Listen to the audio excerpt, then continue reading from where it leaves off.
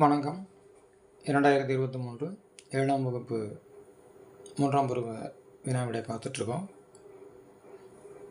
அந்த அமைப்பில் இந்த வினா பின்வரும் அசமன்பாட்டை தீர்த்து அவற்றின் தீர்வுகளை ஓர் எண்கோட்டில் குறிக்கவும் அப்படின்னு கொடுத்துட்டு ஒரு அசமன்பாடு கொடுத்துருக்காங்க.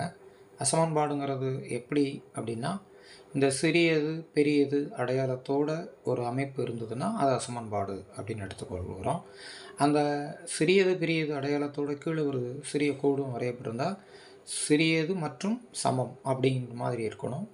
இப்படி திருப்பி இருந்தாங்கன்னா பெரியது மற்றும் சமம் அப்படிங்கிற மாதிரி புரிஞ்சுக்கிடணும். இங்கு எக்ஸ் என்பது இயலன், இது ஒரு குறிப்பாக கொடுத்துருக்காங்க. இயலன்னா நமக்கு கிடைக்க போகிற விடையில் 1 2 3 அப்படி எடுத்துக்கிறணும். முழு எண்கள் அப்படின்னு சொன்னால் 0 1 2 3 அந்த அமைப்பில் இருக்கக்கூடிய எண்களை எடுத்துக்கிறணும். முழுக்கள் அப்படின்னு சொல்லியிருந்தால் கழித்தல் எண்களையும் எடுத்துக்கலாம், கூட்டல் அடையாளத்தில் இருக்கிற எண்களையும் எடுத்துக்கலாம். அதாவது குறை எண்கள், மிகை எண்கள், 0 அனைத்தையுமே எடுத்துக்கக்கூடிய வாய்ப்பு இங்கே முழுக்கள்னு கொடுத்துருந்தாலே அந்த மாதிரி எடுக்கணும். இந்த கணக்கை பொறுத்தளவு இயல் எண்கள்னு சொல்லியிருக்கிறதுனால முதல்ல விடையை உருவாக்கிட்டு அதில் கூட்டல் எண்கள் மட்டும் விடையாக தேர்வு செய்யணும். இப்போ இந்த அமைப்பை பார்க்குறீங்க, இதுக்கு என்ன அர்த்தம், இதுக்கு என்ன அர்த்தம்னு பார்த்துக்கோங்க. இதுக்கு அர்த்தம் -4 முதல் 8 வரையிலான எண்கள்னு அர்த்தம். இதுக்கு என்ன அர்த்தம், -4ஐயும் 8ஐயும் விட்டுட்டு அவற்றிற்கு இடைப்பட்ட எண்கள்னு அர்த்தம். இந்த மாதிரியாக இந்த கணக்கை முதல்ல புரிஞ்சுக்கிறணும். அந்த கொடுக்கப்பட்டிருக்கிற அசமத்தன்மையில் உள்ள அமைப்பு என்னங்கிறத நன்கு தெரிந்து கொள்ளணும். இச்சமன்பாட்டிற்கான தீர்வுகள் -4 முதல் +8 வரை அப்படிங்கிறது பார்த்த உடனே தெரிஞ்சிருது. எனவே அந்த விடைகளை நம்ம தேர்வு செய்துக்கிறோம். அதில் ஒரு எண்கோட்டில் வரைஞ்சி அந்த எண்கோட்டில் போதுமான அளவிற்கு எண்கள் குறித்து கொள்கிறோம். 0த்தினுடைய வலப்புறம் மிக எண்களாகவும் 0த்தினுடைய இடப்புறம் குறை எண்களாகவும் குறிக்கிறது தான் எண்கோட்டு அமைப்பில் முழுக்களை பற்றி நாம் தேர்ந்து வைத்திருக்கக்கூடிய விவரம். அதன் அடிப்படையில் எண்கள் எந்த எண்ணும் விடுதல் இல்லாமல் எழுதிக்கிறங்க. இப்போ நமக்கான தேர்வு, அதாவது இந்த விடை தேர்வு அப்படிங்கிறது இந்த இடத்துல நமக்கு என்ன அமைப்பு இருக்குங்கிறத பார்த்துட்டோம். கணக்கில் இதுதான் கொடுத்துருக்காங்க. இது புரிதலுக்காக நான் சொல்லியிருக்கிறேன். அப்போ -4 +8 வரையிலான அமைப்பில் உள்ள அனைத்து எண்களும் இந்த அசமன்பாட்டிற்குரிய தீர்வுகள் அப்படிங்கும்போது -4 8 வரைக்குமே இந்த அசமன்பாட்டிற்கு தீர்வு. ஆனால் அதில் என்ன கேட்டிருக்காங்க, ஒரு குறிப்பிட்ட ஒரு நிபந்தனை கொடுத்து அந்த தீர்வை உருவாக சொல்லியிருக்காங்க. அந்த தீர்வு இயலன் என்கின்ற அமைப்பில் இருக்க வேண்டும். அப்போ இதிலிருந்து இதுவரைக்கும் இந்த சமன்பாட்டிற்குரிய தீர்வுகளாக அமைந்திருந்தாலும் அதில் இயலன் அப்படிங்கிறதுனால நமக்கு 1 முதல் 8 வரையிலான எண்கள் தான் நமக்கு தீர்வுகள். அதனால் 1 2 3 4 5 6 7 மற்றும் 8 அப்படிங்கிற அமைப்பை தீர்வாக நம்ம இந்த கணக்கிற்கு முடிவு செய்கிறோம். ஒருவேளை இந்த இடத்துல எக்ஸ் என்பது முழு எண் அப்படின்னு சொல்லியிருந்தாங்கன்னா 0 தொடங்கி 8 வரையிலான எண்கள் விடைக்கு வரணும்.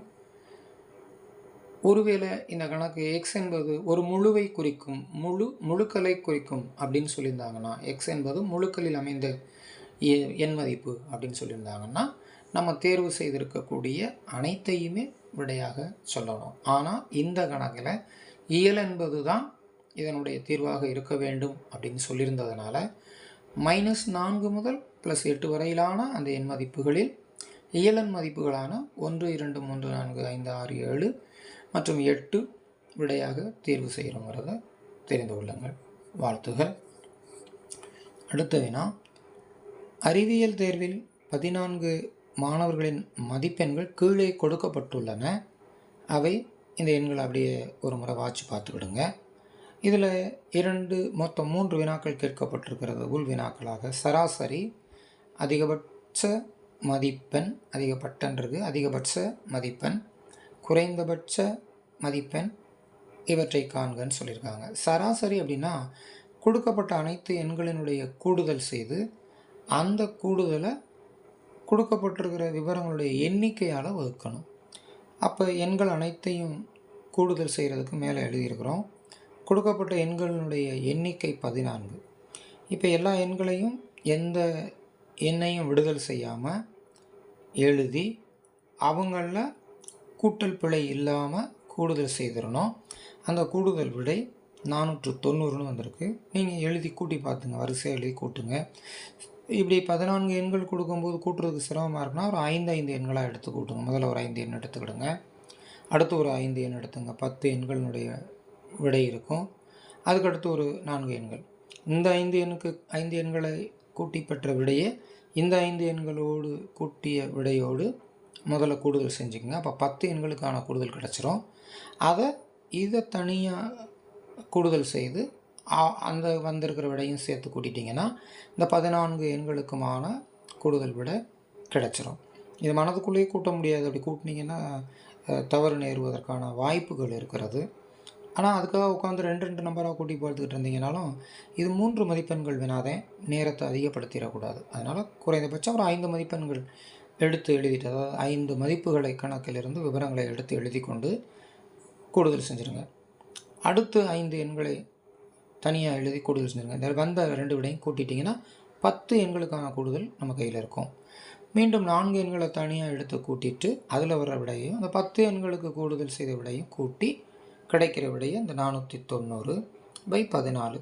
இதை வகுத்து கிடைச்ச விடை 35. வகுக்கிறது பொறுமையாக வகுக்கணும்.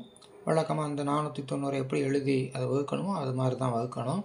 அப்படி வகுக்கும்போது ஒரு 14 இங்கே 3 14 அப்படின்னு சொல்லிவிட்டு அதனுடைய அமைப்பில் வரக்கூடியதை சேர்க்கும்போது 5 14 அப்படின்னு அந்த விடையினுடைய அமைப்பு நமக்கு கிடச்சிருது. அப்போ 490 14ஆல் வகுக்கும்போது 35 14 490 அப்படிங்கிற மதிப்பு கிடச்சிருக்கு. இந்த 35 தான் சராசரி. நமக்கு அடுத்து ஒரு கேள்வி கேட்டிருக்காங்க. என்ன கேட்டிருக்காங்க? அதிகபட்ச மதிப்பெண். இந்த கொடுத்துருக்கிறதுலையே பெரிய எண் என்னன்னு கேட்டிருக்காங்க.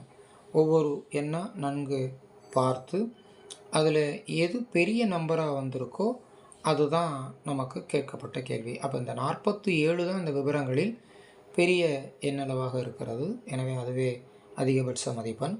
அடுத்தது குறைந்தபட்ச மதிப்பெண். அந்த கொடுத்துருக்கிற அமைப்பில் இருக்கக்கூடியதில் சிறிய எண்ணாக எது நமக்கு தெரிகிறதோ அது. இந்த 10ங்கிறது தான் சிறிய எண். அதை எடுத்து எழுதுகிறோம். கொடுக்கப்பட்ட விவரங்களில் எது பெரியதோ அது அதிகபட்ச மதிப்பெண்ணாகவும் சிறிய எண்ணாக இருக்கிறது குறைந்தபட்ச எண்ணாகவும் எடுத்துக்கிறோம். சப்போஸ் இந்த கணக்கு இந்த அதிகபட்ச மதிப்பெண் குறைந்தபட்ச மதிப்பெண் கேட்டுட்டதுனால என்னுடைய தொடர்புடைய இன்னொரு கணக்கையும் சேர்த்து இந்த இடத்துல சொல்லிடலாம். வீச்சு அப்படின்னு ஒன்று கேட்டாங்கன்னா இந்த 2ஐயும் கழித்து விடை சொல்லிடணும். அதிகபட்ச மதிப்பெண்ணிலிருந்து குறைந்தபட்ச மதிப்பெண்ணை கழிப்பது தான் இந்த கொடுக்கப்பட்ட தரவுகளுக்கான விவரங்களுக்கான வீச்சு அப்படிங்கிறதையும் தெரிந்து கொள்ளுங்கள். இங்கே வீச்சு கேட்கல, ஆனால் இதை கண்டுபிடிச்சிட்டா இதிலிருந்து தான் நம்ம வீச்சு கண்டுபிடிக்க போகிறோம். வீச்சுங்கிற ஒரு கேள்வி கேட்டிருந்தா அதிகபட்ச விவரத்திலிருந்து குறைந்தபட்ச விவரத்தை கழிக்கணும். இங்கே கேட்கல, அது தேவையில்லை. கேட்டிருந்தால் அதை செய்யணுங்கிறதையும் சேர்த்து தெரிஞ்சுக்கோங்க, கூடுதலாக தெரிஞ்சுங்க. இந்த கணக்கில் சராசரி கேட்டிருக்காங்க. கொடுக்கப்பட்ட எண்களுடைய கூடுதல் அதனுடைய எண்ணிக்கை கூட்டி வந்த மதிப்பு 490 14ஆல் வகுத்துருக்கிறோம் 35 சராசரி. அடுத்த கேள்வி அதிகபட்ச மதிப்பெண். இதில் கொடுத்துருந்ததுலேயே எது பெரிய நம்பரோ அதை எழுதுகிறோம், அதுதான் அதிகபட்ச மதிப்பெண். அதுக்கடுத்து கொடுத்துருந்ததுலேயே சின்ன மதிப்பு எதுவோ சிறிய மதிப்பு எதுவோ அதுதான் குறைந்த மதிப்பெண். எனவே அதை எழுதிக்கிறோம். இந்த மாதிரி கணக்குகள்லாம் வரும்போது மிக எளிமையாக செய்திடலாம். அதனால் எந்த காரணத்தை கொண்டும் விடுதல் இல்லாமல் செஞ்சுருங்க. வாழ்த்துகள்.